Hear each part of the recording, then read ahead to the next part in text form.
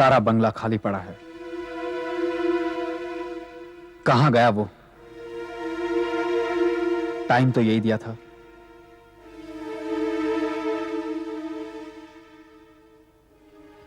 देखता हूं कहीं अंदर तो नहीं है।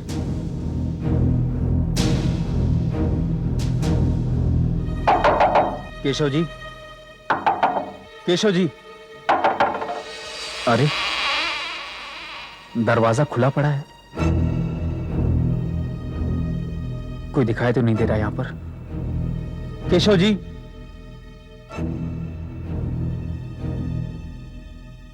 चलो आ जाएंगे, थोड़ी देर इंतजार कर लेता हूं।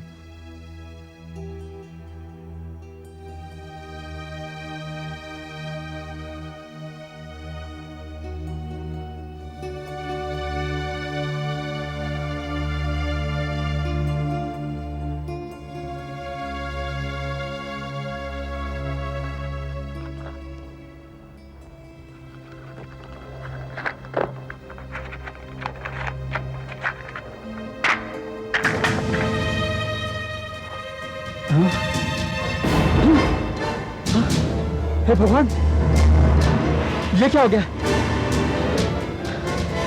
इसका तो खून हो गया। किसने किया इसका खून? किसने किया इसका खून?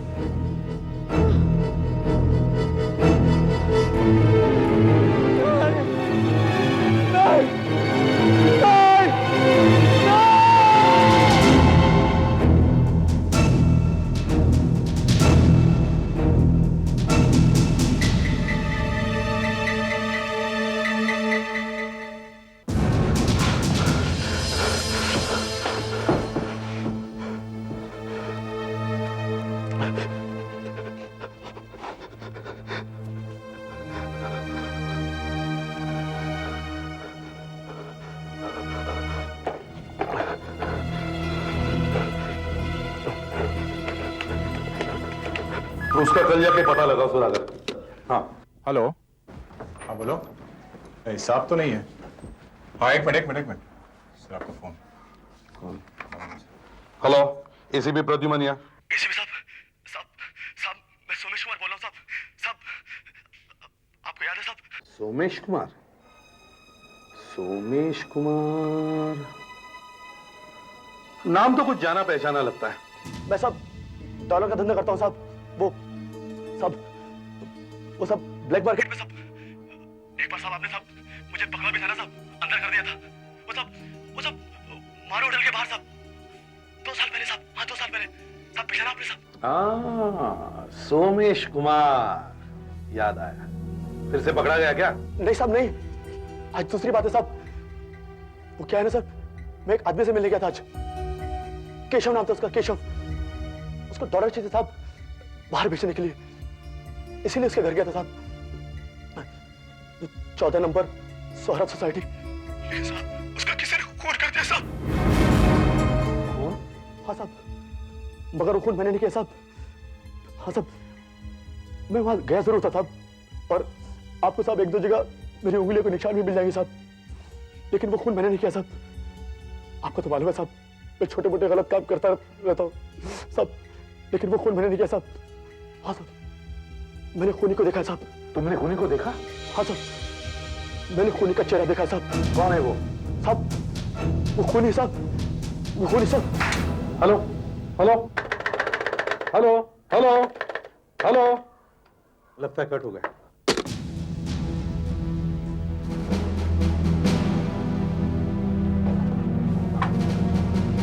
ध्यान से।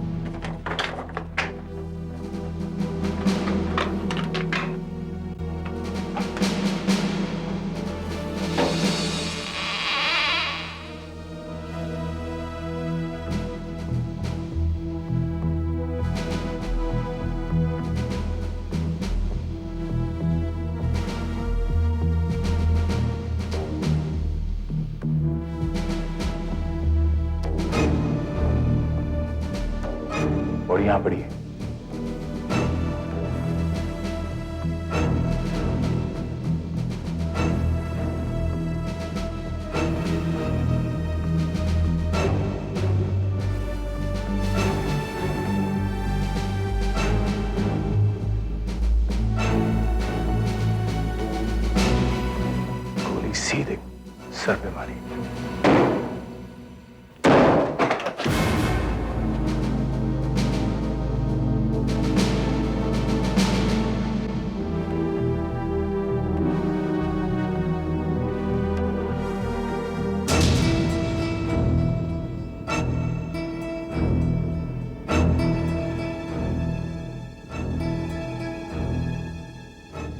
हाथ में पिस्तौल,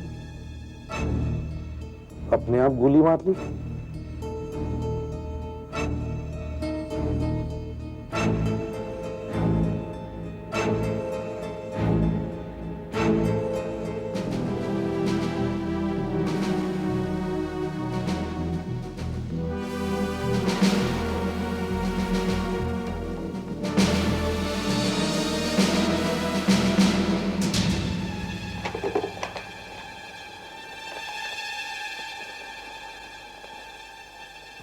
केशव का खून मैंने किया है और अब मेरे पास अपनी जान लेने के सिवाय और कोई रास्ता नहीं है।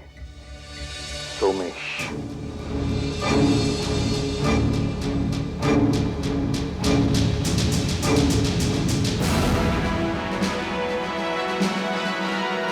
पिस्तौल का कुछ पता चला? विदाउट लाइसेंस है सर, उसका कोई रिकॉर्ड ही नहीं है। कुछ समझ में नहीं आ रहा। सोमेश ने पहले एसीपी साहब को फोन करके केशव के खून की रिपोर्ट दी, फिर फोन कट जाता है और सोमेश ने आत्महत्या कर ली। मुझे तो लगता है पहले सोमेश ने केशव का खून किया और फिर इल्जाम से बचने के लिए एसीपी साहब को फोन करके अपनी अजीबोगरीब कहानी सुनाई। अगर सोमेश ने आत्महत्या ही करनी थी तो उसने लाइन कटने का नाटक क्यों किया? उसे फोन ही नहीं करना चाहिए था। डॉक्टर सोलंकी की फोरेंसिक रिपोर्ट आने दो, सब कुछ साफ हो जाएगा। देखिए एसीपी साहब, ये इस बॉक्स में ये कॉटन भरा हुआ है। अब जब इस पिस्टल में से गोली चलेगी और यहां हिट करेगी तो इस कॉटन की वजह से बॉक्स से बाहर नहीं जा सकती है और हम बहुत आसानी से इसमें से गोली निकाल सकते हैं, राइट? मतलब अब आप इस पिस्टल से गोली फायर करेंगे और देखेंगे कि जिन गोलियों से केशव और सोमेश की मौत हुई वो इसी पिस्टल में से फायर हुई है या नहीं, है ना? एग्जैक्टली। अब आप लोग थोड़ा पीछे हट जाइए। देखिए मैं भी इतनी दूर से इसे खींच रहा हूं क्योंकि गोली का पता नहीं कहीं इधर उधर चली जाए तो। आइए। डॉक्टर साहब, इतनी छोटी गोली इस बॉक्स में मिलेगी क्या? अरे आप देखिए, क्यों नहीं मिलेगी, जरूर मिलेगी। ये देखिए, यहाँ इसमें ये छेद है, इसका मतलब गोली यहाँ नहीं मिल सकती है। तो फिर? एक मिनट जरा ढूंढते हैं।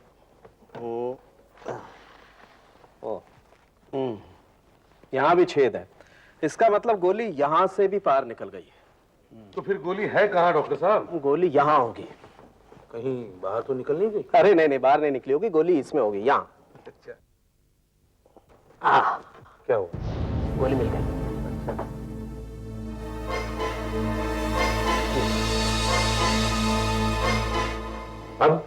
अब आइए आप मेरे साथ। ये देखिए,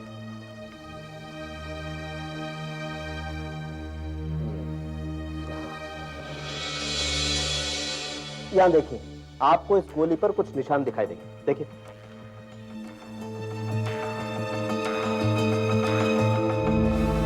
ये आपके वो गन बैरल का निशान, जो फायर करने के बाद बंदूक के नली से गोली पर लगता है। जी हाँ, और जितनी बार बंदूक चलेगी हर गोली पर ठीक वैसा ही निशान हर बार लगेगा। ये देखिए, आप यहां देखिए, ये प्रिंट्स देख रहे हैं? ये वो गोली का निशान है जो सोमेश की बॉडी में से मिला था, और ये फोटो है जो गोली केशव की बॉडी में से मिली थी उसका। और यहाँ एक और प्रिंट है, ये देखिए, मैंने इसी पिस्टल से एक गोली पहले फायर करके उसका प्रिंट निकाला था।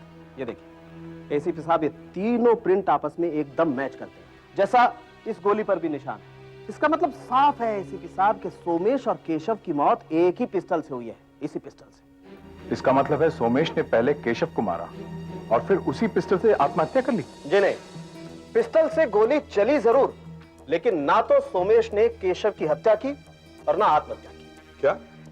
देखिए एसीपी साहब, आप तो जानते हैं कि जब कोई आदमी पिस्टल चलाता है, यानी जब कोई ट्रिगर दबाता है, तो गन पाउडर का कुछ हिस्सा उसके हाथों पे लग जाता है। जी हाँ। और अपना निशान छोड़ जाता है, राइट? अब आप देखिए, ये सोमेश का हाथ,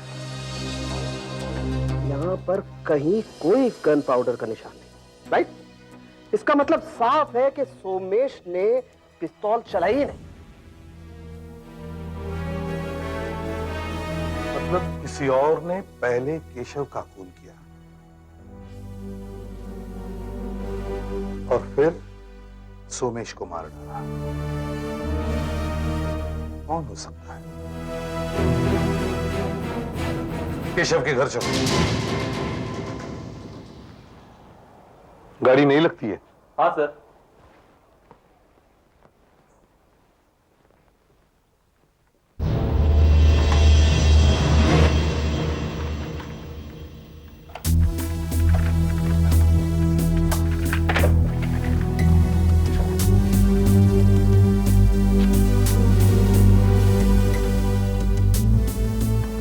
इतना बढ़िया कैमरा।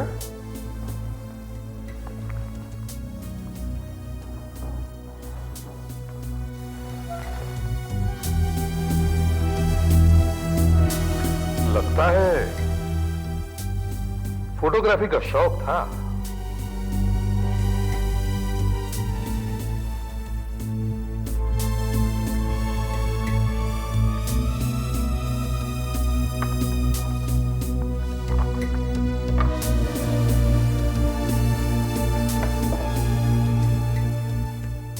केटी Kinnari textiles, Keshavnath senior manager public relations, Kinnari textiles private limited.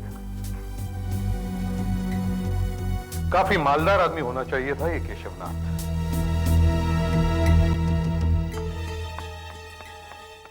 इतना बड़ा बंगला खुद का था या किराए का? किराए का। ये देखिए, ये ड्रॉअर में मिली है। किराए की रसीद है? हाँ सर। 10,000 रुपए किराए भरता था ये केशवनाथ। सर, ये देखिए क्या है। दराज में तकरीबन 5 लाख रुपए हैं। 5 लाख हार्ड कैश। 5 लाख। देखा, 7-8 लाख की गाड़ी, इतना खूबसूरत बंगला जिसका किराया 10,000 रुपये, घर में तकरीबन 5 लाख हार्ड कैश। लगता है काफी पैसा मिलता था इस नौकरी में।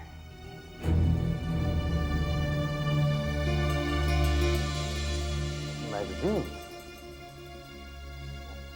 National geographic.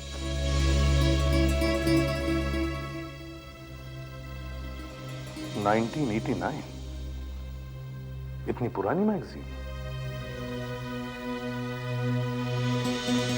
क्या करता होगा इतनी पुरानी मैगजीन और अखबारों के साथ? कुछ तो होगा, सोचना पड़ेगा। मैं विकास, हेलो, किन्नरी टेक्सटाइल का मालिक। Have a seat. Thank you very much. Keshav हमारे यहाँ पब्लिक रिलेशन डिपार्टमेंट का सीनियर मैनेजर था, और उसका खून हुआ कैसे? यही तो हम भी पता लगाने की कोशिश कर रहे हैं विकास जी। एक बात बताइए, आप केशव को तनख्वाह कितनी देते थे? यही कुछ 9,000 रुपए, पर कट कटाकर उसके हाथ में 7,600 आते थे। पर आप ये सब क्यों पूछ रहे? उसके हाथ में सिर्फ 7,600 रुपये आते थे और वो बंगले का किराया 10,000 रुपये देता था। ऊपर से उसके पास नई गाड़ी भी थी।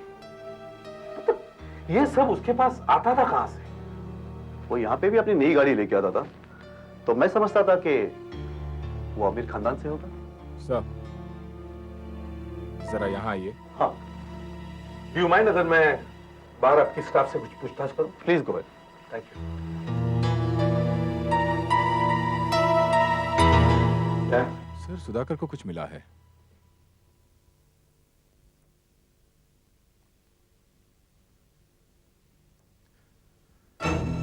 क्या बता सकते हैं मिस्टर केशव की किसी के साथ कोई दुश्मनी या? हाँ सुधाकर, क्या बात है? सर, ये मिस्टर केशव का टेबल है और ये उनकी ड्रॉअर में से मिले हैं। America, Europe, Korea, immigration policies. Keshav क्या यहां जाकर रहने की सोच रहे थे? देखो और कुछ मिलता है क्या? नहीं, वो ज्यादा किसी के साथ बात ही नहीं करते थे। हाँ, एक आदमी है जिसकी मिस्टर केशव के साथ हमेशा ही अनबन रहती है। किसकी बात कर रही हैं आप? वो नायक साहब हैं। अभी कुछ दिन पहले ही उन दोनों में बहस हो रही थी। ये नायक है कौन? वो जो अंदर बैठे हैं वही है नायक साहब। हुई थी बहस, हुई थी, हमारी बहस हुई थी सर, लेकिन केशव को मारा नहीं है मैंने। किस बात पर बहस हुई थी तुम्हारी उसके साथ? सर एक छोटी सी बात थी, एक पब्लिसिटी ब्रोशर बनाना था, मुझसे देर हो गई, सबके सामने उसने मेरी बेइज्जती कर दी। मैंने भी कहा ये देख, ये कंपनी तेरे बाप की नहीं है, आगे से बात करनी है तो इज्जत से बात करना। थोड़ा सा सीनियर क्या हो गया, चर्बी चढ़ गई है तेरे को। ऐसा कहा तुमने अपने सीनियर मैनेजर से? Senior manager? अरे एक घटिया सा फोटोग्राफर जिसकी खींची हुई एक भी फोटो आज तक फोकस में नहीं आई, वो सीनियर मैनेजर बन गया। अरे साहब, विकास साहब ने तो उसे 6 महीने पहले नौकरी से निकाल दिया था, फिर 2 दिन के बाद पता नहीं क्या हुआ, वो आ गया, उसे प्रमोशन मिल गया, वो सीनियर मैनेजर बन गया।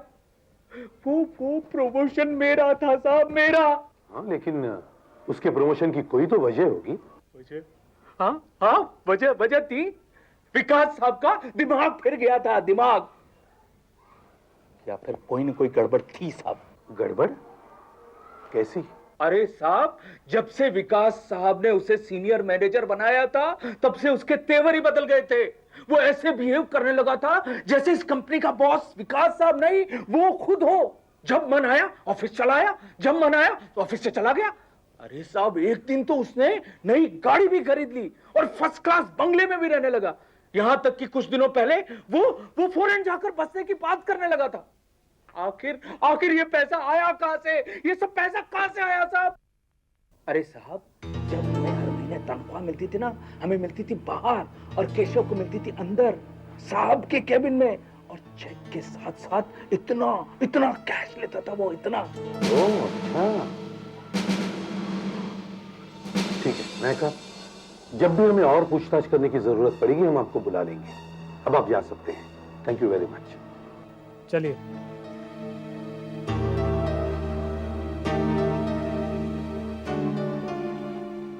आऊंगा साहब, आप जब भी बुलाएंगे आऊंगा। Thank you.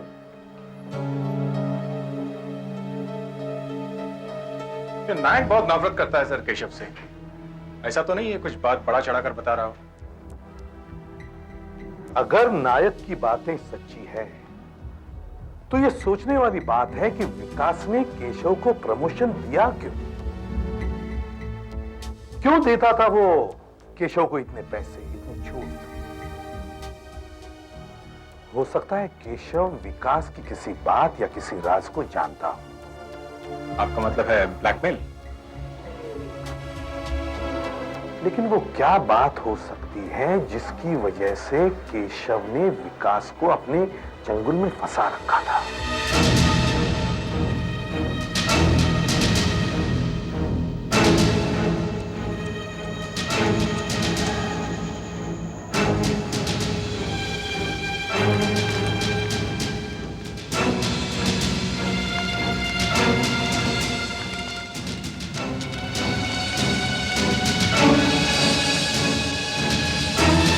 विकास के बारे में और कुछ नहीं जानकारी? हाँ सर, 3 साल पहले वो एक छोटे से कंपनी में सेल्स एग्जीक्यूटिव था। उसकी मुलाकात मनीषा से हुई और उनकी शादी हो गई। मनीषा एक अमीर घराने की है, उनके कई मिले भी हैं। उनके परिवार वालों ने किनरी टेक्सटाइल्स खोला और उसका मैनेजिंग डायरेक्टर विकास को बना दिया। विकास की शादी एक अमीर खानदान में हुई। केशव एक फोटोग्राफर है, हो सकता है उसको विकास के बारे में कुछ पता लग गया हो, जिसकी वो तस्वीरें खींचता है और उनके जरिए विकास को ब्लैकमेल करना शुरू करता है। उसके चुप रहने की कीमत है प्रमोशन, पैसा। विकास पर 24 घंटे निगरानी रखो। वो कहां जाता है, क्या करता है, किस किस से मिलता है, सब कुछ मालूम।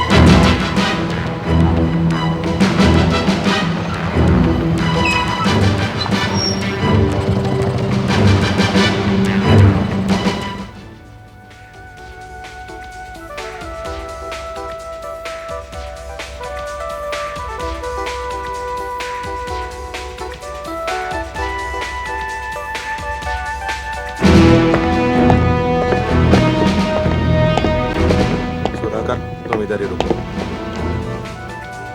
आपका ऑर्डर सर? बाद में।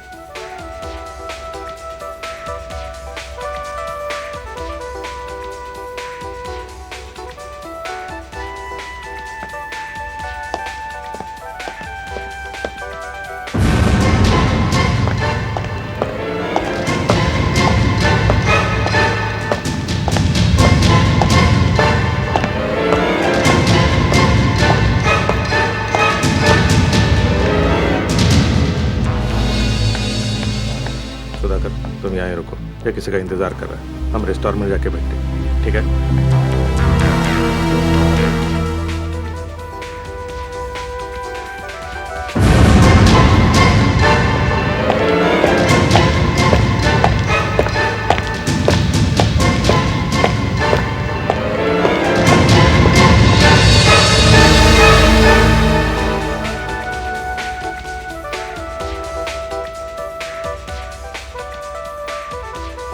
तुझे एक बात बताऊं?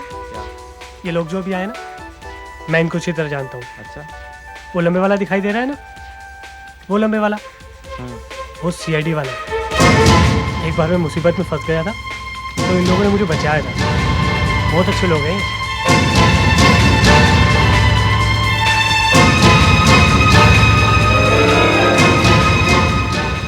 शायद उसने मैं देख लिया है। देख रहा है वो इस तरफ।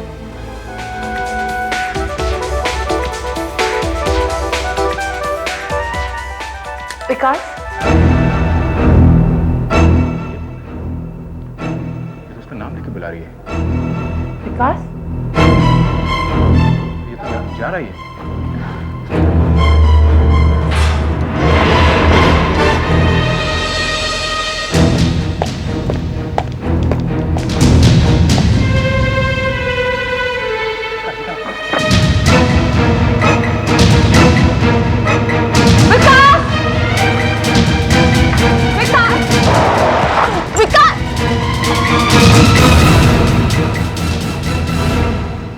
विकास से मिलने आई थी? क्या? कौन है आप? क्या बात कर रहे हैं? आप विकास से मिलने आई थी, जो अभी अभी गाड़ी में बैठ के गया। कौन विकास? कैसा विकास? मैं किसी विकास को नहीं जानती। आपको कोई गलतफहमी हुई है। Please please leave me alone.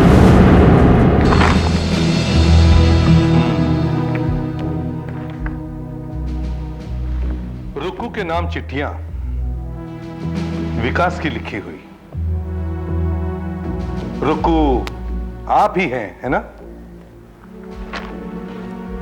देखिए, इन चिट्ठियों और इन फोटोग्राफ से साफ जाहिर होता है कि आप विकास को अच्छी तरह से जानती हैं। मैं आपकी चिट्ठियां नहीं पढ़ूंगा, बस आप हमें सच सच बताइए, आपका और विकास का रिश्ता क्या है?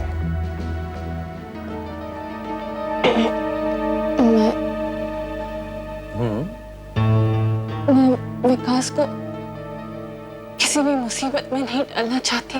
वो तो पहले से ही मुसीबत है। देखिए, आप हमें सच सच बताइए, आप हैं कौन? आपका इस तरह से विकास से छुप छुप के मिलना, ये चिट्ठियां, ये फोटोग्राफ्स, आखिर ये सब माजरा क्या है? मैं विकास को पिछले 6 सालों से जानती हूँ। मैं और वो, हम दोनों शादी करने वाले थे। और विकास की शादी हो गई मनीषा से। हाँ,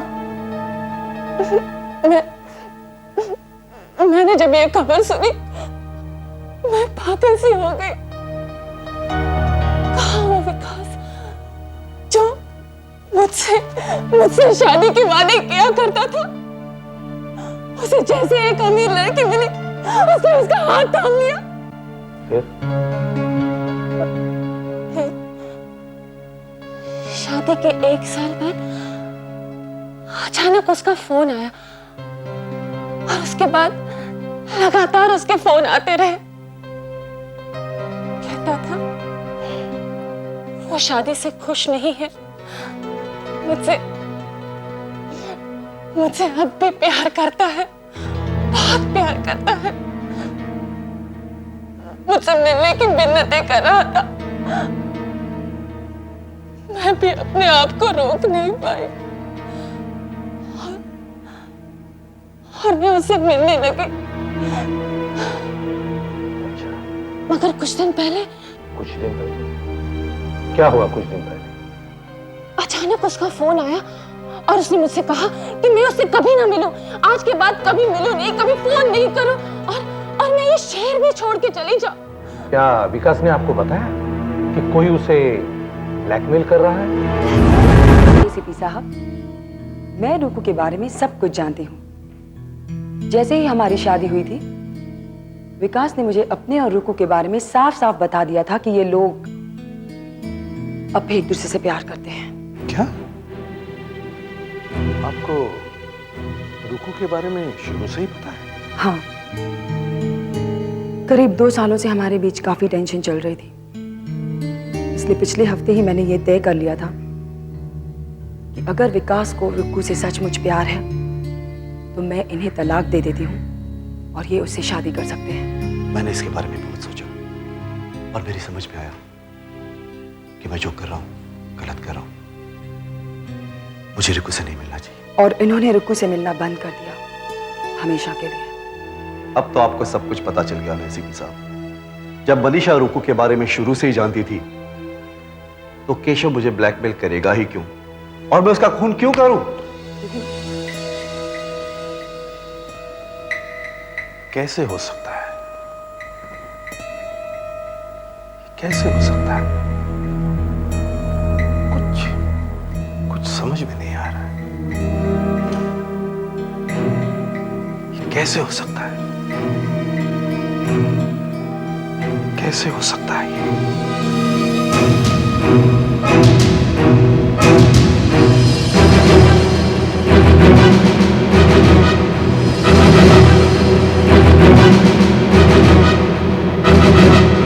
घर से मिली इन पुरानी मैगजीन्स का इन खूनों से क्या वास्ता?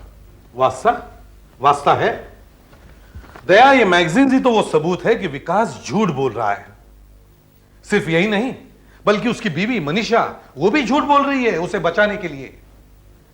इन मैगजीनों से यह साबित होता है कि विकास ही खूनी है। ये देखो, बिजनेस न्यूज, विदेशी अखबार। यह अखबार हमें केशव की लाश के पास मिला और ऐसा ही अखबार विकास के घर में था। यह देखो, नेशनल ज्योग्राफिक, इतनी पुरानी मैगजीन, 1978। इतनी ही पुरानी मैगजीन हमें विकास के घर में भी मिली। फिर भी सर, हम इसे पक्का सबूत तो नहीं मान सकते। विकास केशव के घर एक पुरानी मैगजीन लेके क्यों जाएगा? दया, सोचो, तुम केशव हो और मैं विकास। तुम बहुत देर से मुझे ब्लैकमेल करते आए हो। एक दिन तंग आकर मैं तुमसे कहता हूं कि भैया, ये रोज की झंझट छोड़ दे, तुझे जितने पैसे चाहिए मैं देने को तैयार हूं, 5 लाख, 6 लाख, 7 लाख, 8 लाख, लेकिन वो चीजें मुझे वापस दे जिससे तू मुझे ब्लैकमेल करते आ रहा है। अब मैं सोचता हूं कि सारे पैसे लेकर ऑस्ट्रेलिया या न्यूजीलैंड जाकर वहीं बच जाऊं। और तुम उन देशों के बारे में मैगजीन्स पढ़ते हो, अखबार पढ़ते हो। तुम्हारी मुलाकात एक ऐसे आदमी से होती है जो तुम्हें हिंदुस्तानी रुपयों के बदले डॉलर्स देने को तैयार है, और तुम फॉरेन जाने की तैयारियां शुरू करते हो। अब इस बैग को लेकर मैं तुम्हारे पास आता हूं। तुम ये बैग ले लेते हो, तुम्हें लगता है कि इसमें पैसे भरे हुए हैं, और उसके बदले में तुम मुझे वो फोटोग्राफ्स या वो चीजें वापस दे देते हो। और सर, सूटकेस तो बिल्कुल हल्का है, खाली है, इसमें तो कुछ। ओह, अब समझा। इसमें पुरानी मैगजीनें वगैरह भरकर इस सूटकेस को भारी कर दिया गया। एग्जैक्टली।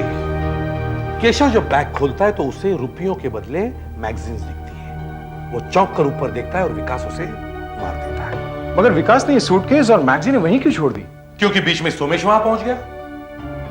अब सोमेश ने शायद विकास को देख लिया होगा, और विकास सोमेश का पीछा करता है और उसे पकड़कर मार देता है। लेकिन सर, हम ये सब साबित कैसे करेंगे?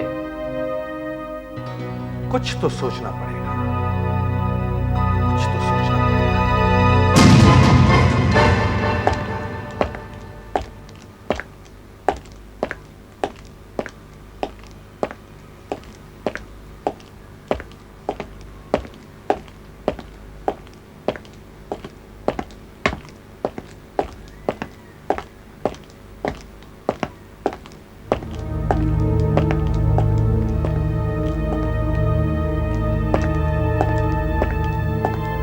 प्रीतम स्टूडियो,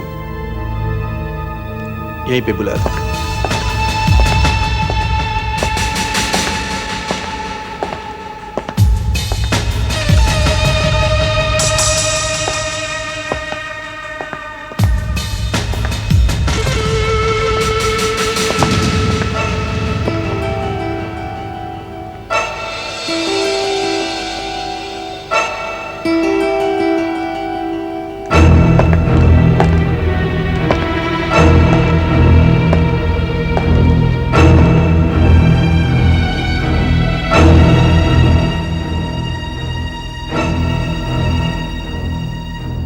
कहाँ हो तुम? कहाँ हो तुम? देखो, तुमने मुझे यहां पे बुलाया था।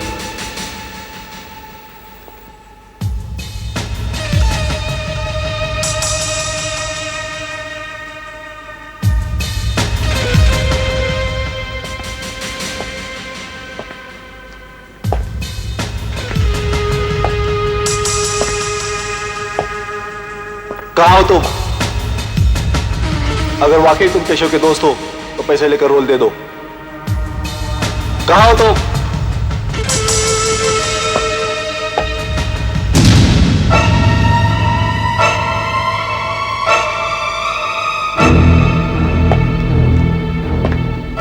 देखो देखो, ये सारे पैसे ले लो और मुझे वो रोल हमेशा हमेशा के लिए दे दो।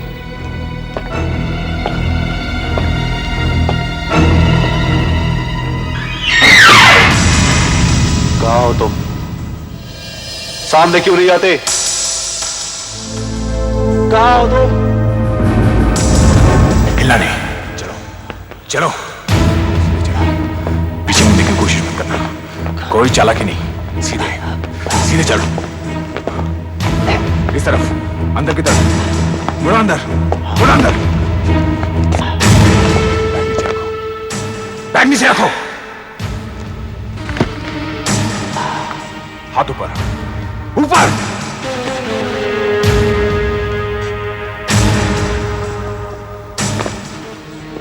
हाथ ऊपर, हाथ ऊपर। देखो, मेरे पास बंदूक नहीं है, बैग में सिर्फ पैसे है। रोल है तुम्हारे पास? है, तो पहले पैसा। हाथ ऊपर, हाथ ऊपर। काफी भारी है, पहले मैं इसे चेक करूंगा। तुम इसे चेक करो, पर मुझे कैसे यकीन होगा कि जो रोल तुम मुझे दे रहे हो उसकी तुम्हारे पास कोई कॉपी नहीं है और तुम मुझे दोबारा ब्लैकमेल नहीं करोगे? ये 5 लाख मेरे लिए बहुत है। कोई चालाकी नहीं, पीछे गोली मार दूंगा मैं। अरे ये क्या? मैं कहती हूँ हिलना मत। चलो जल्दी दो। कोई है यहाँ पे? कोई है? जल्दी करो, मैं कहती हूँ जल्दी करो। जल्दी करो, मुझे रोल। चलो, अब तो नहीं बचेगा। मनीषा, गोली मत चलाओ। तुझे मनीषा, उसे रोल दे दिया, उसे जाने दो। मनीषा, मनीषा, तुम पागल तो नहीं हो गई? Go back. जब मैं तुम्हें मार सकती हूँ तो तीसरे को मारने में क्या होता है? बंदूक हटाओ। कोई नहीं है।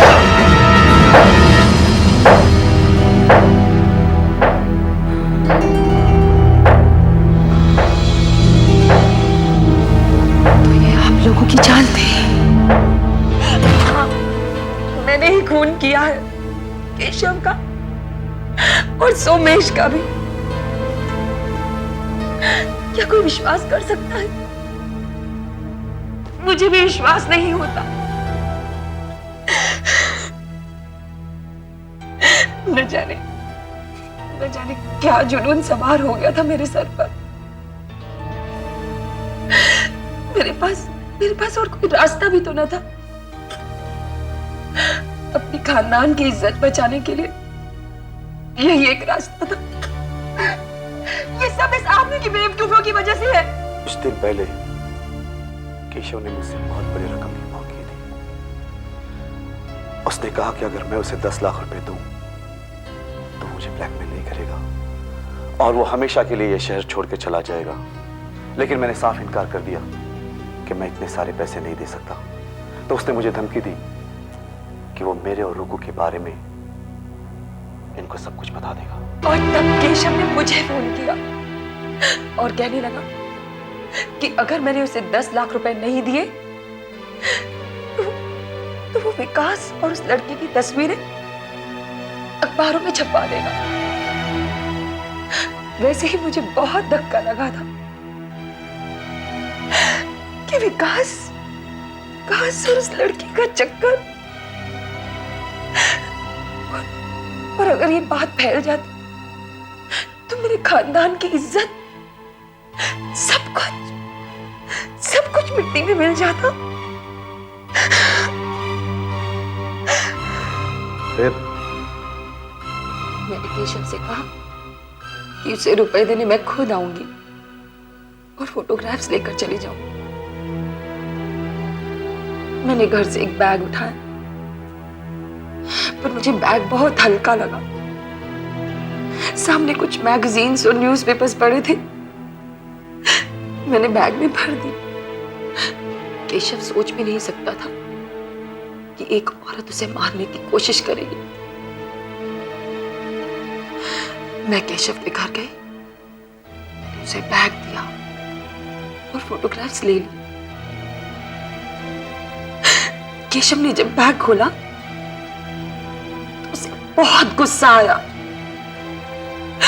और मैंने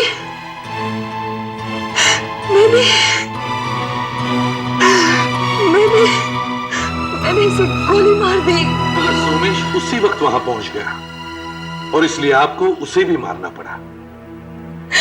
सोमेश केशव के घर अपना जैकेट छोड़कर भागा। उसके ड्राइविंग लाइसेंस से मुझे उसकी एड्रेस का पता चला। मैं उसके घर गई तो वो पुलिस से फोन पर बातें कर रहा था। मैंने फोन की तार खींची और उसे एक सुसाइड नोट लिखा और फिर मैंने उसे भी मार दिया।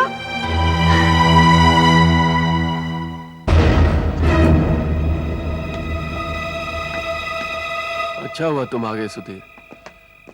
आज तबीयत काफी खराब लग रही है, मैं थोड़ी देर आराम कर लूंगा। अरे यार तुम कोई अच्छी सी दवाई लेकर आराम कर लो ना। हाँ ले लूंगा यार, तुम अभी रिसेप्शन पे चले जाओ, कोई आ गया तो प्रॉब्लम हो जाएगी।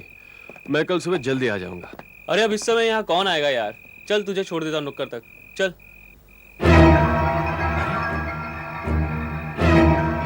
ये कौन पड़ा है? लगता है कोई शराब पीकर गिरा हुआ है। अरे बेवड़े लोग भी अजीब होते हैं यार, जहाँ गिरे वहीं सो जाते हैं। ए भाई उठ, ए हीरो उठ, हेलो उठो उठो। इसने काफी शराब पी रखी थी क्योंकि काफी बदबू आ रही है। अच्छा ये बताइए आपने लाश को छेड़ा तो नहीं है? नहीं साहब।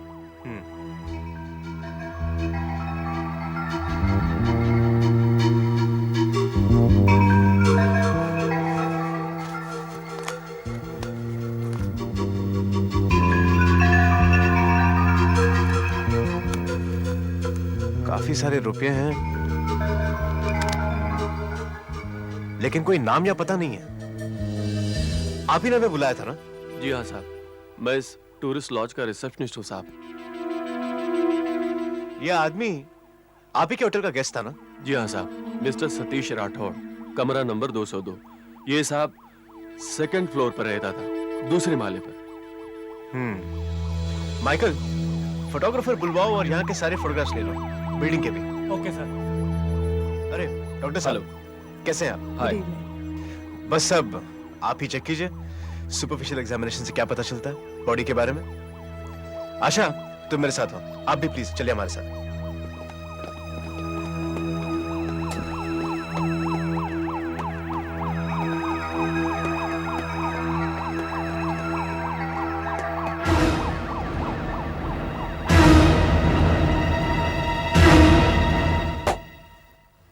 सतीश राठौड़ बैंगलोर का रहने वाला है।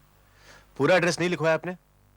नहीं साहब, हम लोग एड्रेस लिखाने पर जोर नहीं देते साहब, क्योंकि कभी हमारे साथ ऐसा हुआ नहीं साहब। पिछले 18 साल से ये होटल है साहब, लेकिन आज तक किसी ने आत्महत्या नहीं की। एक मिनट, यह हत्या है या आत्महत्या हम पता लगाएंगे। आप पहले सिर्फ ये बताइए कि ये आदमी होटल में आया कब था? आज ही आया था, दोपहर को। उस वक्त आप ही ड्यूटी पर थे? जी हाँ साहब, मेरी ड्यूटी 12 बजे शुरू होती है, वो करीब 2 बजे आया था साहब। आप मिस्टर राठौर का कमरा दिखाइए। आइए साहब। सुधाकर, लॉज में जितने भी गेस्ट हैं उनसे पूछताछ करो किसी ने कोई आवाज सुनी या नहीं। सर इस तरफ साहब,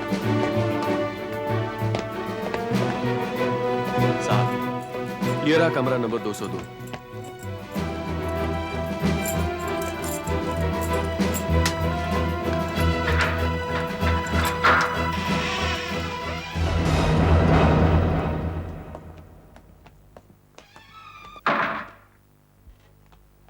यहाँ किसी भी चीज को छुआ या छेड़ा तो नहीं है ना? बिल्कुल नहीं साहब, लाश मिलने के बाद मैं यहाँ पहली बार आ रहा हूँ। खिड़की तो उस तरफ है ना? हाँ साहब, उधर ही है। आशा, सर। बाथरूम चेक करो। Yes sir.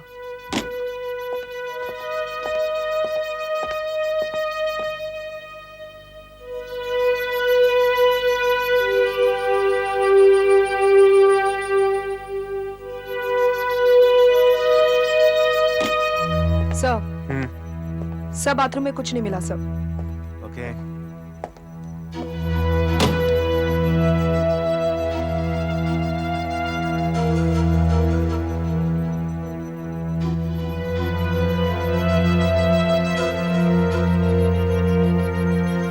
सिर्फ एक ही जोड़ी कपड़ा है, इसका मतलब है वो ज्यादा दिन रुकने वाला नहीं था।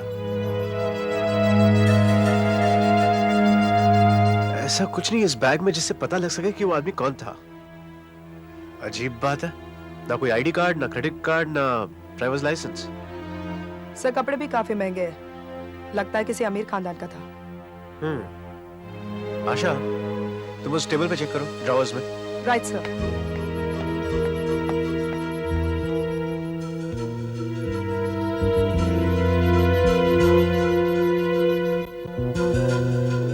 लिपस्टिक, यहाँ पर कोई लड़की आई थी? देखिए, इस ग्लास पर लिपस्टिक के निशान है। लड़की? हाँ साहब, एक लड़की आई थी करीब 11:30 बजे। राठौर साहब उसी का इंतजार कर रहे थे। राठौर साहब ने रिसेप्शन पर कह रखा था कि अगर कोई लड़की उनसे मिलने आए तो उसे कमरे में भेज देना। अच्छा, कौन थी वो लड़की? पता नहीं साहब, उसने नाम तो नहीं बताया, लेकिन देखने में एकदम मेम साहब लग रही थी। लाल रंग का स्कर्ट, लाल कमीज पहनी थी, बस इतना ही मालूम है साहब। अच्छा मिस्टर मनोहर, ये बताइए कि वो लड़की होटल में से कितने बजे गई होगी? 15 मिनट बाद चली गई साहब। अच्छा सर ये देखिए। ये कागज आपके होटल का है? भगवान जाने साहब, नहीं, होटल का नहीं है। कंगन? सर इस पे एम लिखा हुआ है। सर ये कंगन यहाँ क्या कर रहा है? ये कागज भी शायद इसी का है। अच्छा मिस्टर मनोहर, आपके हिसाब से मिस्टर सतीश राठौड़ काफी परेशान लग रहे थे। क्या आपकी उनसे कुछ बात हुई थी? मेरी उनसे 2 बार बात हुई थी साहब, और दोनों ही बार उन्होंने मुझसे ड्रिंक के बॉटल्स मंगाए। आपका मतलब है 2 बोतलें? जी हाँ साहब। पहली बार जब उन्होंने ऑर्डर दिया तब करीब 7 बज रहे थे। वो खुद ही नीचे आए थे। उन्होंने फोन किया था और फोन पर एक अजीब सी बात की थी साहब। नंबर मैं कब से ट्राई कर रहा हूँ, मिल नहीं रहा, जरा मिला दीजिए। नंबर क्या है सर? 33 33 111 111 43 43। एक मिनट सर। हाँ। 111 43। ये लीजिए सर। हाँ। बिल जा रही है सर। हेलो, हाँ मैं गोवा में ठीक से पहुंच गया हूँ। हाँ, बस अभी नहाने के लिए जा रहा था, उसके बाद मुझे मीटिंग में जाना है, सोचा तुम्हें फोन कर लूं। हाँ, क्या? तुम बोलो, तुम्हें क्या चाहिए गोवा से? हाँ? ये आदमी झूठ क्यों बोल रहा है? नंबर यहाँ का? ये बंबई में और फिर कह रहा गोवा पहुंच गया हूँ। लेकिन एक बात मेरी समझ में नहीं आई कि अगर वो मुंबई में ही था तो फिर उसने ये क्यों कहा कि वो गोवा में है? पता नहीं साहब, मैं तो खुद ही बहुत हैरान हो ए- गया। ए- मैंने एक सोचा मिनट, कि आपने दूसरी बोतल कब भेजी? करीब 10:30 बजे। 10:30 बजे? यानी कि 7 से लेकर 10:30 बजे तक मिस्टर राठौड़ ने शराब की एक पूरी बोतल पी ली और उसके बाद उन्होंने एक और बोतल मंगाई, राइट? हाँ मैडम, और जब मैं बोतल लेकर अंदर गया तो वो फोन पर किसी से चिल्ला चिल्ला कर बातें कर रहे थे। बहुत चिल्ला रहे थे वो। तुमने बातें सुनी? क्या बात कर रहे थे वो? क्या बातें हुई ये तो मुझे नहीं पता चला, लेकिन वो किसी विलास नाम के आदमी से बातें कर रहे थे। फिर मुझे वहां रुकना ठीक नहीं लगा, मैंने बोतल रख दी और नीचे चला गया। और फिर साहब करीब 11:30 बजे वो लाल कपड़े वाली मेम साहब आ गई। बस मुझे इतना ही मालूम है। लाल ड्रेस में एक लड़की, ग्लास पर लिपस्टिक का निशान, किसी विलास नाम के आदमी के साथ फोन पर बहस, एक कंगन जिसके ऊपर एम का निशान। कहीं ये कंगन उस लड़की का तो नहीं? कहीं वो लड़की खूनी तो नहीं?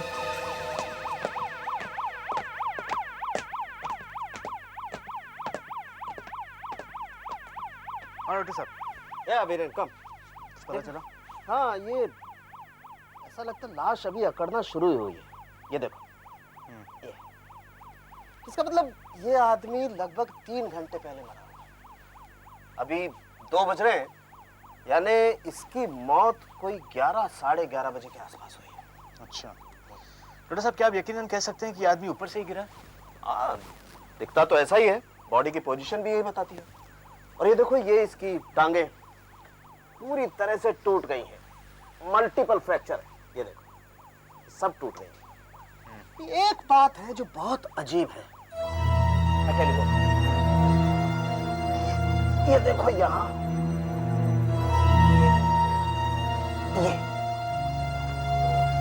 ये देखो, ये इसकी गर्दन के नीचे ये चोट का निशान, देख रहे हो? इस निशान को देखने से पता लगता है जैसे इस आदमी को किसी ने किसी हथियार से मारा है। एक मिनट डॉक्टर साहब, क्या ऐसा हो सकता है कि गिरते वक्त उसकी गर्दन खिड़की से या किसी और चीज से टकराई हो? हाँ, ये भी हो सकता है। बहरहाल अभी तो मैं इस लाश को पोस्टमार्टम के लिए ले जाता हूँ और ये भी स्टडी कर लेता हूँ कि आखिर ये गिरा कैसे। लेकिन ये पता कैसे चलेगा? उसके लिए तो किसी को ऊपर से गिराना पड़ेगा, तभी पता लग सकेगा। किसी को गिराना पड़ेगा? डमी।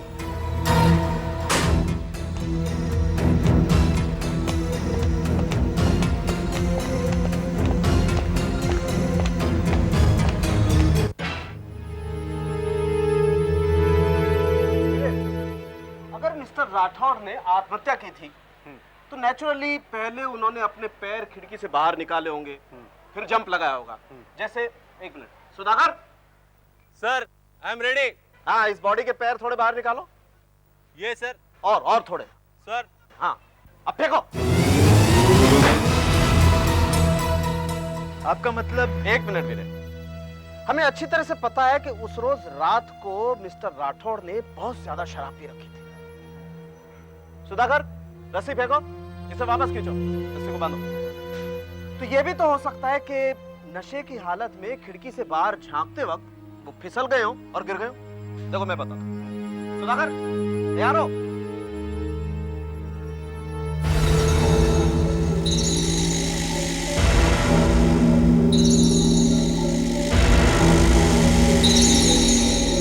सुधाकर, अब इसको बाहर निकालो, ऐसे जैसे कोई बाहर खिड़की से देखता है। सर। हाँ, थोड़ा आगे। ये सर। और आगे। हाँ, गुड, वेरी गुड। हाँ, फेंको।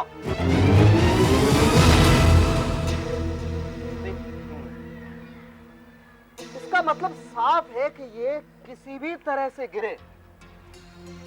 इसकी गर्दन के नीचे यहाँ पीठ पर कोई चोट लग ही नहीं सकती। देखो देखो, अगर हम बिल्डिंग को गौर से देखें तो बिल्डिंग के बाहर कोई ऐसी नुकीली चीज हमें दिखाई नहीं देती जो इसके शरीर से टकराए और इसके यहाँ पर ये चोट लगे। एक और बात, हमें अच्छी तरह से पता है कि इसकी पैर की हड्डियां पूरी तरह से टूट चुकी हैं। इसका मतलब साफ है कि नीचे गिरते वक्त पहले इसकी टांगे जमीन से टकराई।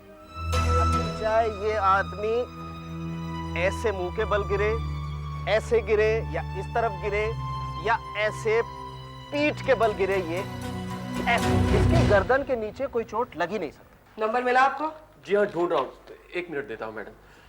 रजिस्टर में ही लिखा हूँ पर शायद किसी कागज पे लिखा होगा।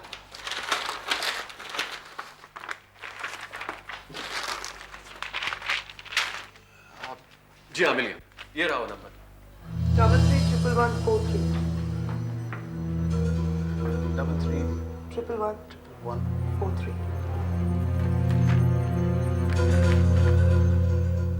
हेलो, 331143। जी हाँ, मैं इंस्पेक्टर वीरेन बोल रहा हूँ फ्रॉम सीआईडी। कहिए। मैडम, आप किसी सतीश राठौड़ को जानती हैं? बेंगलोर का रहने वाला। नहीं तो? मैडम देखिए, उसने इसी नंबर पर आपको फोन किया था करीब कल 7 बजे, और उसने कहा था कि वो गोवा पहुंच गया और नहाने के बाद वो मीटिंग में जाने वाला है। क्या कीजिए? जी हाँ, फोन तो आया था, लेकिन वो मेरे पति का था, आशीष का। आशीष? हाँ, मगर आप ये सब क्यों पूछ रहे हैं? आप कहाँ से बोल रहे हैं? आप कहीं गोवा से तो नहीं बोल रहे? क्या हुआ है आशीष को? आशीष? आपका पति? आशीष मेरे पति थे, लेकिन ये सब क्या हो गया? वो कह के गए थे गोवा जा रहे हैं, लेकिन उस होटल में कैसे पहुंच गए? मिसेस खन्ना प्लीज संभालिए अपने आप को। हम भी तो पता लगाने की कोशिश कर रहे हैं कि ये सब कैसे हुआ। आइए, आप मेरे साथ आइए, चलिए। विठल जी, मैं आपको डिस्टर्ब तो नहीं करना चाहता था, लेकिन फिर भी आपसे कुछ पूछताछ करना चाहता हूँ। बाबा! बेटे शांत हो जाओ, शांत हो जाओ बेटे, शांत हो जाओ, शांत हो जाओ। मिसेस खन्ना आइए, आप मेरे साथ चलिए। मैं आशीष का ससुर हूँ। रश्मि मेरी बेटी है, ये मुकेश आशीष का खास दोस्त और कलीग। आपको जो कुछ पूछना आप मुझसे पूछिए। मेरी बेटी रश्मि इस वक्त कुछ भी कहने की स्थिति में नहीं है। विठल जी, आपको क्या लगता है ये सब कैसे हुआ? मेरे तो कुछ भी समझ में नहीं आ रहा। आशीष कल सुबह घर से गोवा जा रहा हूं कहकर निकला था। उसका फोन भी आया था, उसने बताया कि वो गोवा पहुंच गया है। और आप कह रहे हैं कि वो गोवा गया ही नहीं? उसे झूठ बोलने की क्या जरूरत थी? अच्छा, आशीष की किसी विलास नाम के आदमी के साथ होटल के कमरे में से फोन पर बहस हुई थी। क्या आप किसी विलास को जानते हैं? जहां तक कि मुझे मालूम है, आशीष किसी भी विलास को नहीं जानता था। अच्छा, आप इस कंगन को पहचानते हैं? ये देखिए, इस पर M लिखा हुआ है। आप में से किसी का तो नहीं है? देखिए। मेरा ख्याल है मैंने इसे पहले कभी नहीं देखा। आप देखिए। क्या आशीष की मौत का इससे कोई संबंध है? देखिए, हम भी यही पता लगाने की कोशिश कर रहे हैं। एक और बात, आशीष के कमरे के डस्टबिन में से हमें एक कागज मिला है। क्या आप इसे पहचानते हैं? जरा बताइए। जी हाँ, इन कागजों में हम हीरे लपेटते हैं। हीरे? हाँ, हम हीरे एक्सपोर्ट करते हैं।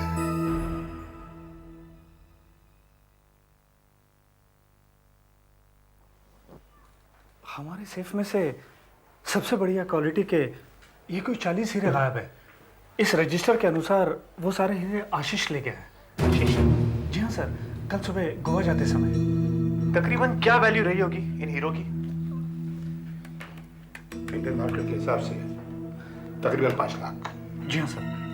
आशीष के पास 5 लाख रुपए के हीरे थे, लेकिन वहां होटल के कमरे में से तो कुछ नहीं मिला। इसका मतलब है शायद इन हीरो की वजह से ही उसका खून हुआ। डॉक्टर साहब, कुछ पता चला ग्लास पर लिपस्टिक के निशान के बारे में? ये देखो वीरेन, इस ग्लास पर हमें काफी उंगलियों के निशान मिले और ये निशान आशीष खन्ना की उंगलियों के हैं। लेकिन ये जो ग्लास है, इस पर सिवाय इस लिपस्टिक के निशान के और कोई उंगलियों के निशान नहीं। इसका मतलब है या तो पीने वाले ने सारे निशान मिटाकर सिर्फ लिपस्टिक छोड़ दिया है, या फिर उसने ग्लव्स पहन रखे थे। वीरेन, तुम मुझे थोड़ा टाइम और दो, मैं तुम्हें डिटेल में रिपोर्ट देता हूँ। ओके? ओके। आशीष 5 लाख रुपए के हीरे लेकर मुंबई के एक होटल में ठहरता है। होटल के स्टाफ के अनुसार उसी रात करीब 11:30 बजे एक लाल ड्रेस में लड़की उसे मिलने आती है। दोनों ड्रिंक्स लेते हैं और ग्लास पर लिपस्टिक के निशान रह जाते हैं, लेकिन उंगलियों के कोई भी निशान नहीं है। लड़की जाने के बाद आशीष मरा हुआ पाया जाता है और होटल के कमरे में से हीरे भी गायब हैं। कौन है ये लड़की?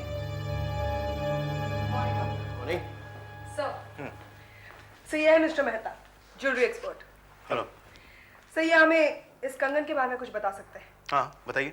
सर मैंने इस कंगन को बड़ी बारीकी से देखा है, चेक किया है। ये ज्यादा महंगा नहीं है, ये कुछ 2-2.5 हजार तक का होगा। लेकिन हाँ, इस पर जो काम किया गया है वो मैंगलोरी कारीगर ने किया।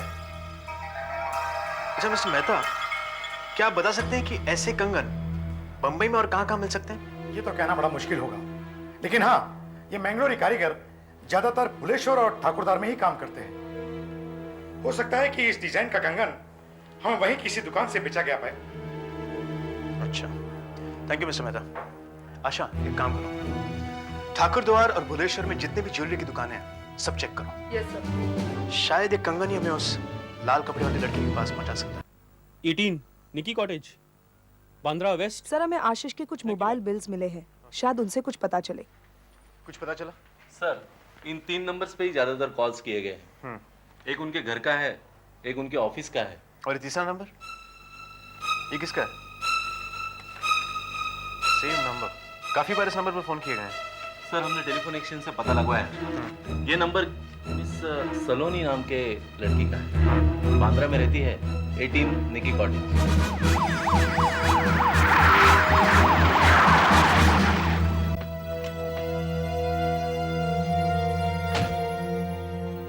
घर तो यही है।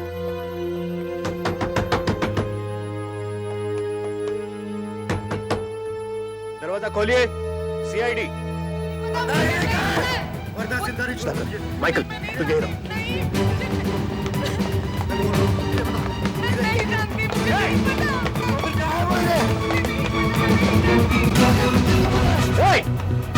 रुक जाओ, वरना गोली मार दूंगा।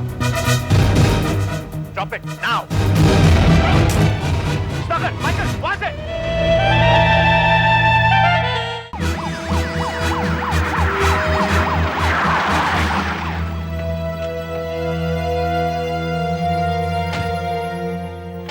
घर तो यही है।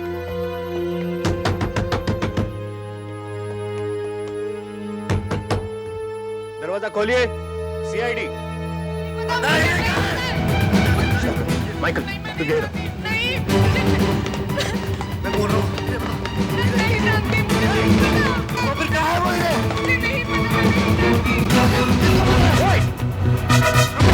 गोली मार दूंगा। Drop it now. Stop it, Michael, what's it?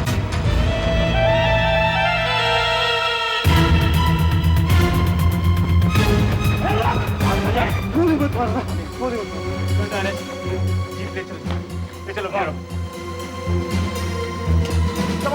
चलिए जल्दी। लेकिन कहाँ ले जा रही हो मुझे? CID bureau. क्यों?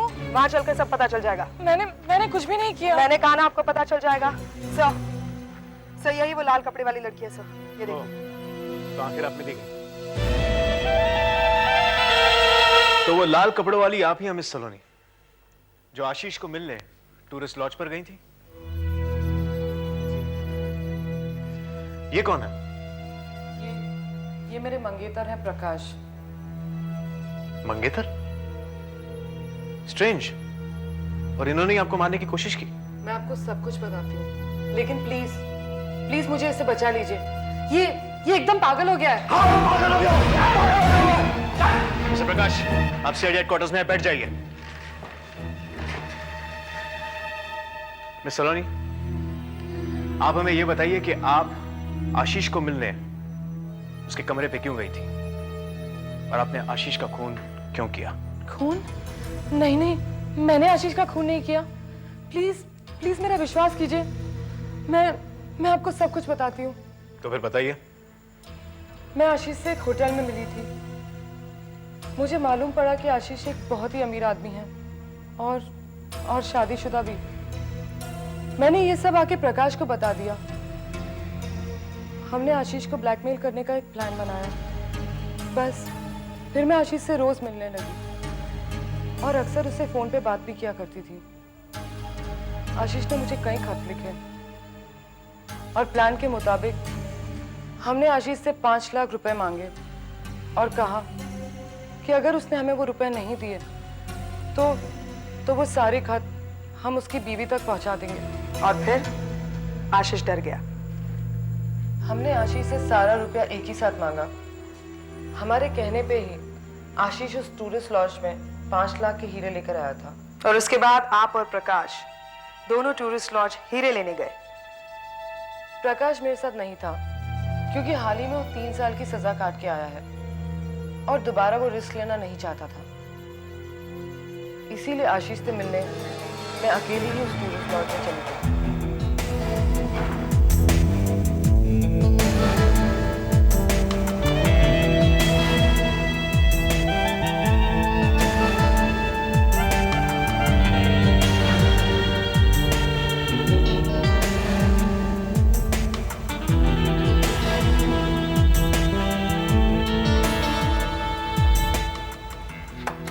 आशीष,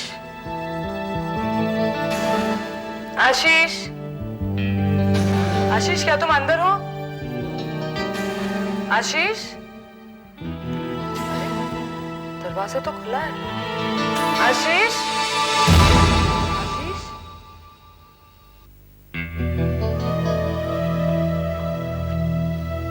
आशीष, आशीष उठो। आशीष, लगता है बहुत पी लिया।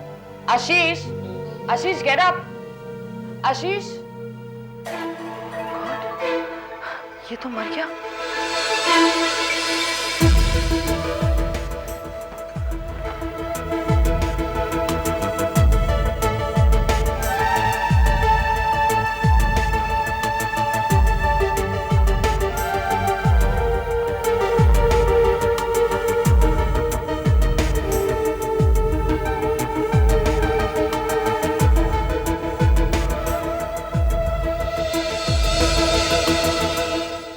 यानी आप कहना चाह रही हैं कि जब आप वहां पर पहुंची तो आशीष पहले से ही मरा हुआ था और हीरे भी गायब थे?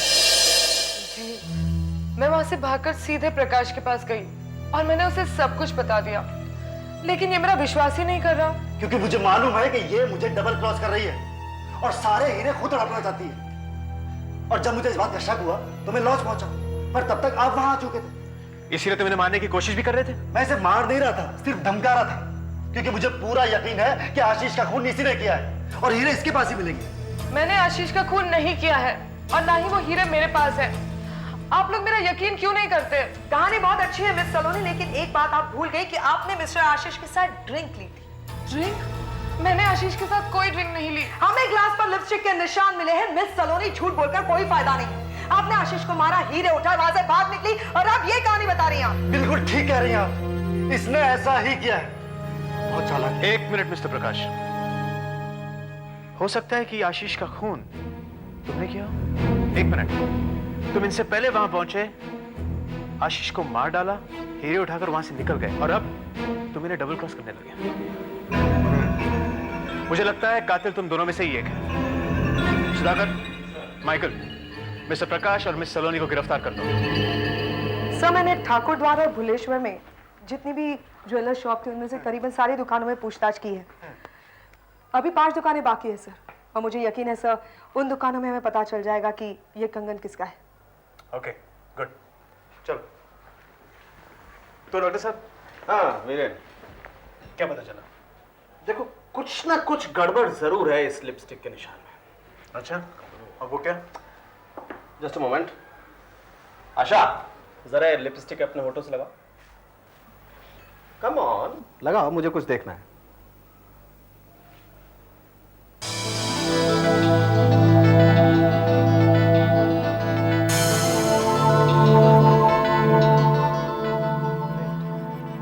अब इस ग्लास से जरा एक सिप लो। Come on.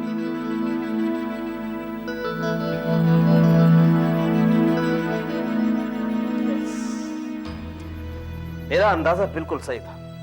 देखो वीरेन, जैसे हम किसी चीज को अपनी उंगलियों से छूते हैं और उंगलियों के कुछ खास निशान उस चीज पर लग जाते हैं, वैसे ही होठों के भी खास निशान लग जाते हैं। ये देखो, ये आशा ने अपने होठों से इस गिलास से सिप लिया और अपने निचले होठ का ये मार्क यहां छोड़ दिया, ये निशान।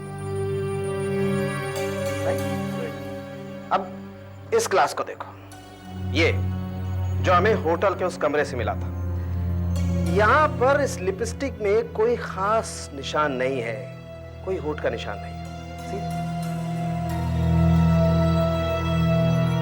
ऐसा लगता है जैसे किसी ने इसे मुंह नहीं लगाया, बस सिर्फ उंगलियों से लिपस्टिक का एक निशान बना दिया, हमें धोखा देने के लिए।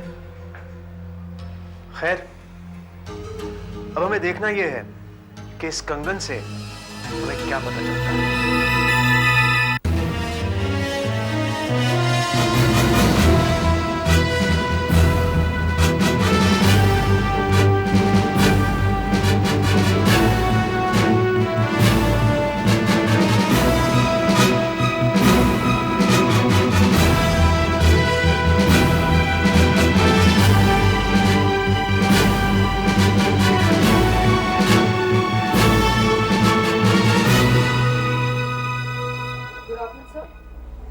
Inspector Asha from CID।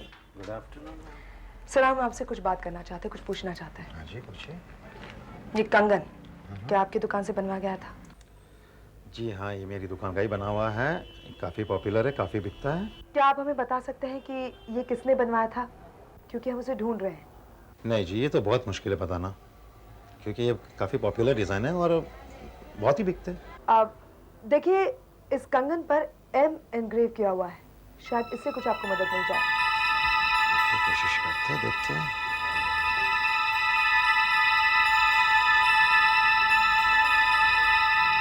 हाँ जी, शायद कुछ पता चल सकता है।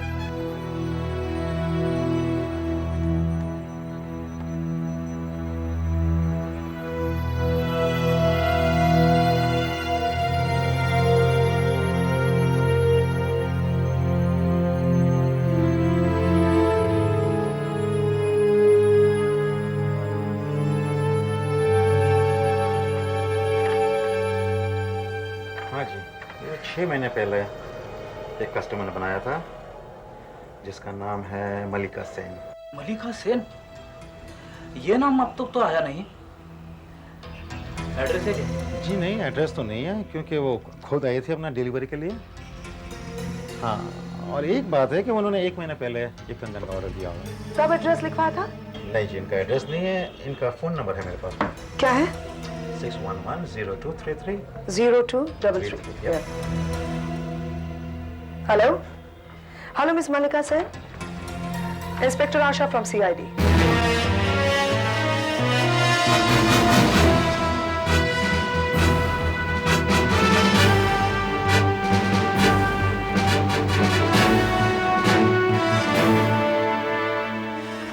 Please come in.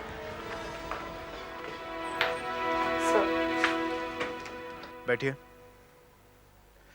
Miss Malika. Yes. क्या ये कंगन आपका है?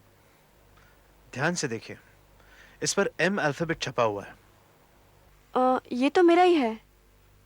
ये आपको कहाँ से मिला?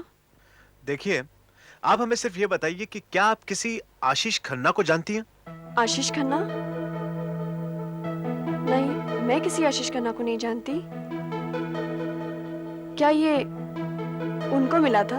जी नहीं, हमें ये कंगन आशीष खन्ना के होटल के कमरे में से मिला। उससे आशीष खन्ना का खून हो गया। खून? मैं कुछ समझी नहीं। देखिए, मैं नहीं जानती ये वहां कैसे पहुंचा। मुझसे ये 6 महीने पहले ही खो गया था। 6 महीने पहले? जी हाँ, मैं और मेरे पति करीब 6 महीने पहले ही मुंबई आए थे। ये कंगन मैंने उसी वक्त बनवा लिया था, पर कुछ दिनों बाद ही वो मुझसे कहीं खो गया। क्या मतलब खो गया? लेकिन 1 महीने पहले ही मैंने एक और ऐसा ही कंगन बनवा लिया था। हमारे पास तब घर भी नहीं था। हम एक होटल में ठहरे हुए थे। हम हर रोज फ्लैट्स देखने इधर उधर जाया करते थे।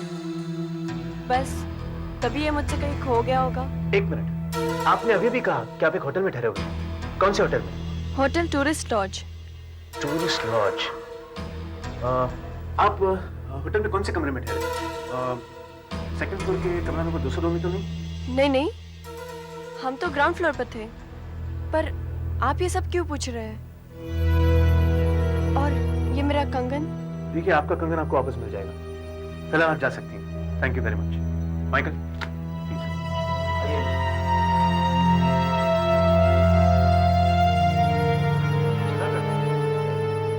इसे एविडेंस बॉक्स में डाल दो। ओके। सर, अगर कंगन 6 महीने पहले ही खो गया था तो वो आशीष खन्ना के कमरे में कैसे पहुंचा? इंटरेस्टिंग है, लेकिन हमें सारी बातें जोड़नी पड़ेंगी। ये कंगन, ये लिपस्टिक के निशान। सर, हम अब तक मिस्टर विलास के बारे में कुछ नहीं जान पाए। कहीं वो तो... आशा, सोचो, एक बच्चा एक रोज स्कूल नहीं जाता है, मतलब स्कूल से छुट्टी मारता है, ऐसे। अब अगले दिन वो टीचर से या तो ये बहाना बना सकता है कि उसे बुखार था, जो टीचर मान लेगी, या फिर वो ये कह सकता है कि उसका कोई रिश्तेदार मर गया था, जो टीचर मान लेगी। लेकिन अगर वो ये कहता है कि उसे बुखार भी था और उसका रिश्तेदार भी मर गया था, तो टीचर को यकीनन मालूम हो जाएगा कि वो झूठ बोल रहा है। मतलब मेरे ख्याल से मैं जानता हूं कि ये विलास कौन है।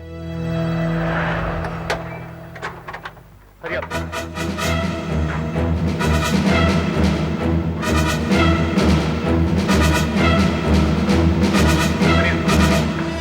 मनोहर कहां है?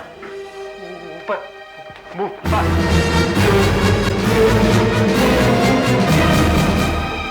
मनोहर, रुक जाओ वहीं। क्या बात है इंस्पेक्टर साहब? कबूल कर लो कि आशीष का खून तुम्ही ने किया है। बोलो, ये आप क्या कह रहे हैं? तुम्हारा खेल अब खत्म हो गया। तुम्ही ने उन हीरो के खातिर आशीष को मार डाला। अब हमें और बेवकूफ बनाने की कोशिश मत करो। देखिए, आप जबरदस्ती कर रहे हैं, और कोई नहीं मिला तो मैं। हाँ, मैंने उसे मारा है, मैंने उसे मारा है। ये समझ जाने में हो गया साहब, गलती से हो गया। सच सच बताओ, उस रात क्या हुआ? जब मैंने उसे ये कहते हुए सुना कि वो गोवा से बोल रहा है, तभी मुझे लगा कि दाल में कुछ काला है, और मैंने देखा वो काफी परेशान सा लग रहा है। वो शराब की एक पूरी बोतल पी गया साहब, और फिर दूसरी मांगने लगा मुझसे। दूसरी बोतल लेकर मैं उसके कमरे में गया। साहब, साहब, साहब, साहब, आपका ऑर्डर लेके आया हूं साहब। साहब। वो शायद उस वक्त गहरी नींद में सो रहा था। जैसे ही मैं बोतल खोलने को हुआ, मेरी नजर सामने पड़े हीरो पर गई। हीरो की चमक ने मेरी आंखों में लालच भर दिया। मैंने देखा वो गहरी नींद में सो रहा था। इतनी सारी दौलत देखकर मुझसे रहा न गया, और मैंने वो हीरे उठा लिए। पर जैसे ही मैं वहां से जाने को हुआ, मेज पर पड़ी चाबी मुझसे गिर गई और वो जाग गया, और हम दोनों में हाथापाई शुरू हो गई। उसने शराब पी रखी थी। मैंने उसे जोर से धक्का दिया। मेज का कोना उसकी गर्दन के पीछे लग गया। उसने शायद मुझे पहचान लिया था। वो फिर से खड़ा हुआ। दोबारा उठकर उसने मुझे पकड़ना चाहा। मैंने उसे धक्का दिया, वो नीचे गिर गया। वो शांत हो गया था। वो शायद मर चुका था।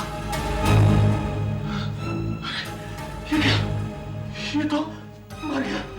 साहब! आशीष! तभी मुझे बाहर से किसी लड़की की आवाज सुनाई पड़ी। मैं भागकर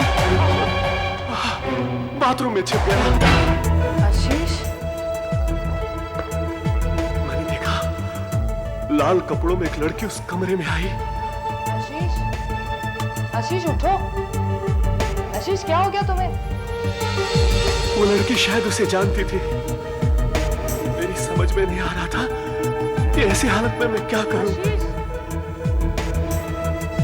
मैंने उसे जान से नहीं मारना चाहा था।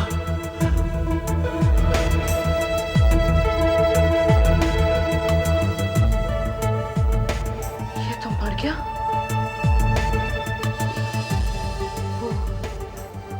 हीरे? शायद उसे हीरो के बारे में पता था, वो हीरे ढूंढने लगी, लेकिन उसे हीरे नहीं मिले। उसने सारा कमरा छान मारा, वो शायद वहां पर हीरे लेने ही आई थी। हीरे तो मेरे पास थे, मैं अंदर से सब कुछ देखता रहा। उस लड़की को लगा कि वो कहीं किसी चक्कर में न फंस जाए,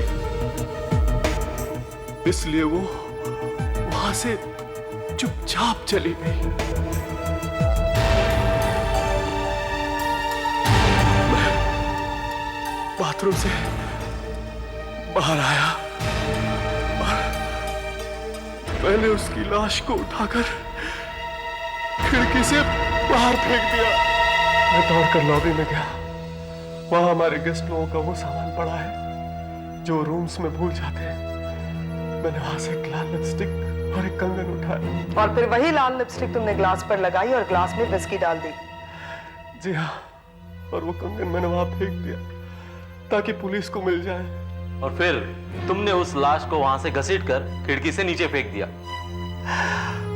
मैंने सोचा कि पुलिस को लगे कि आत्महत्या है या फिर एक्सीडेंट, और अगर किसी तरह पुलिस को पता चल जाता है कि वो खून है तो सारा शक उस लाल ड्रेस वाली लड़की पर, मुझ पर नहीं।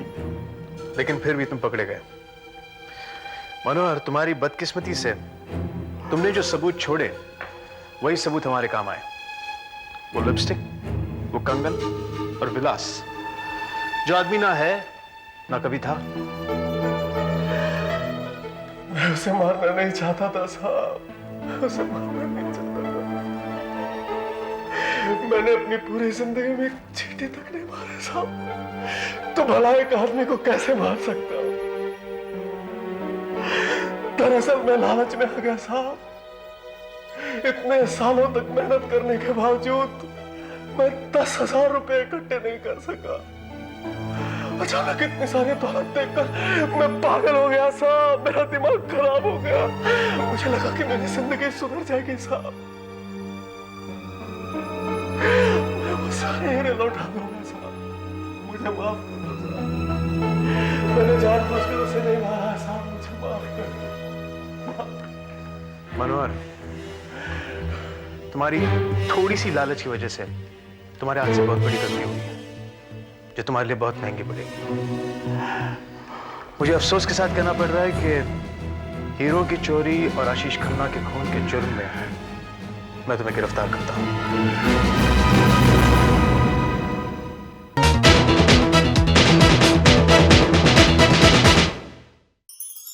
ऐसे और भी मजेदार वीडियो के लिए हमारे चैनल को लाइक, शेयर और सब्सक्राइब करें।